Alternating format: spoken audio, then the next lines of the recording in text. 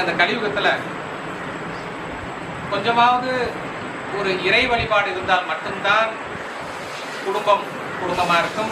நாம சம்பாதிக்கக்கூடிய பணமானது அந்த மகாலட்சுமி கடாட்சமானது வீட்டில் தங்கும் அப்படிங்கிறது ஒரு கருத்து.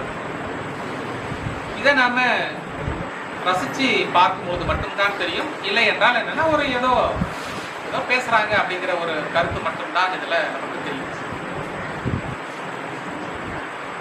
அப்ப நாம இந்த மாதிரி ஒரு சிவாலயத்துக்கு போய் எவரும் எவரையும் தொடாமல் நேராக பத்மாசனத்துல உட்கார்ந்து இந்த 7 சக்கராவும் நேரா இருந்து நாம ஒரு நாளிகை, that is called as 24 minutes, அந்த ஒரு நாளிகை உட்கார்ந்தாவே நமக்கு குறைஞ்சது ஒரு மாசத்துக்கு ஆகும்.